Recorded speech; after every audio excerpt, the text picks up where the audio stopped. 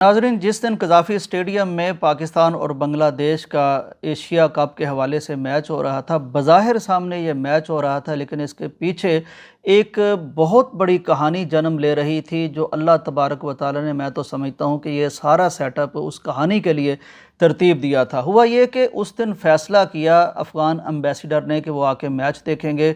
उनको रिसीव करने वाले ट्रैफ़िक वार्डन का नाम शाहिद क़य्यूम था। शाहिद क़य्यूम ने उन्हें रिसीव किया, प्रोटोकॉल दिया, वीआईपी लाउंज में उन्हें बिठाया और उसके बाद एक ऐसी बात की जो ऑफ़िशियल बात नहीं थी। डरते डरते उन्होंने कहा कि हमारे पास एक लड़की है 22 साला, वो हामला हमारे पास आई थी और उसके घर वालों का पता नहीं चलता, वो शायद अफ़गानिस्तान की है, इस सिलसिले में आप कोई कोशिश करें। नंबरों का तबादला हुआ। अब शाहिद क़य्यूम की कहानी सुन लीजिए कि इनको अल्लाह तबारक व तआला ने किस तरह इस ड्यूटी पर लगाया।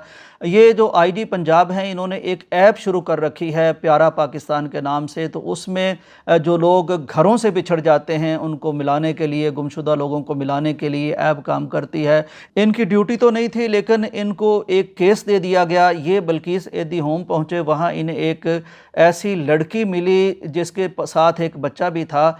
ये कोई ऐसी ज़ुबान बोल रही थी जो उन्होंने पश्तो समझी, लेकिन पश्तो मुतरजम ने बताया कि ये पश्तो नहीं है, ये उज़्बक और फ़ारसी के मिलाप वाली कोई ज़ुबान थी। मुतरजम तलाश किया गया, उसने जब बात की तो पता चला कि ये ख़ातून अफ़गानिस्तान से ताल्लुक़ रखती हैं। ये कहती हैं कि वहाँ मेरा शौहर है, मेरे बच्चे हैं। एक दिन मुलाजमत की तलाश में एक ख़ातून मुझे अपने घर ले गई। मुझे न जाने उसने कौन सी बेहोशी की दवा पिलाई, मैं बेहोश हो गई। फिर कब मैं कहाँ पहुँची मुझे कुछ पता नहीं। मैंने एक तारीक घर में आंख खोली और एक दिन मुझे मौका मिला तो मैं उस घर से निकल के भाग गई।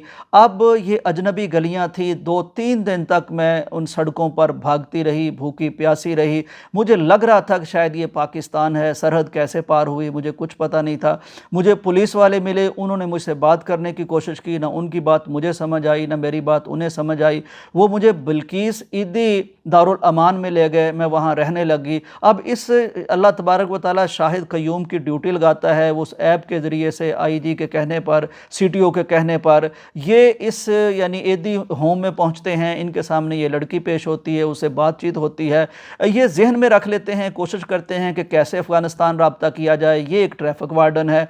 उस दिन फिर मैच देखने जब अफ़गान एम्बेसडर आते हैं तो डरते डरते ये उनको बिठाने के बाद कहते हैं सर इस तरह एक लड़की है। नंबरों का तबादला होता है और उसके कुछ देर के बाद अफ़गान एम्बेसडर इनको कुछ तस्वीरें भेजते हैं, कहते हैं ये तस्वीरें उस लड़की को जाके दिखाओ। ये उस लड़की के पास जाते हैं, तस्वीर देख के उसकी चीखें निकल जाती हैं। वो कहती हैं मेरा शौहर, मेरा शौहर।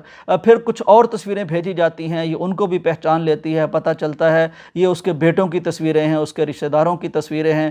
फिर उस मैच के बाद जुमा के रोज़ इसको इस्लामाबाद अफ़गानिस्तान के सफारतखाने ले जाया जाता है और अपने घर भेज दिया जाता है। नाज़रीन, सूरह यूसुफ मेरे जहन में आती है, वाक़या यूसुफ मेरे जहन में आता है कि बज़ाहिर सामने कुछ हालात चल रहे होते हैं जिनके पीछे अल्लाह तबारक व तआला की हिकमत बालिगा और हिकमत कामिला से न जाने क्या क्या कुछ हो रहा होता है जिसका हमें अंदाज़ा ही नहीं होता। अब आप गौर कीजिए, अगर एशिया कप ना होता, अगर गौर कीजिए ये कज़ाफ़ी स्टेडियम में ना होता, गौर कीजिए अगर अफ़गान एम्बेसडर मैच देखने ना आते, गौर कीजिए अगर शाहिद क़य्यूम की ड्यूटी उनको रिसीव करने के लिए ना लगती, गौर कीजिए कि अगर वो तस्वीरें वगैरह ना आती और ये झिझक जाते, शर्मा जाते कि मैं ये बात कैसे करूं, तो ये सारा मामला किस तरह मुमकिन हो पाता। लेकिन अल्लाह तबारक व तआला इतना बड़ा ज़बरदस्त प्लानर है, इतना बड़ा हिकमत वाला है कि वो इस तरह चीज़ों को सरअंजाम देता है कि असबाब बनते चले जाते हैं, तरतीब बनती चली जाती है और इस तरह वो अपने मामलात जो हैं वो पाया तकमील को पहुँचते हैं।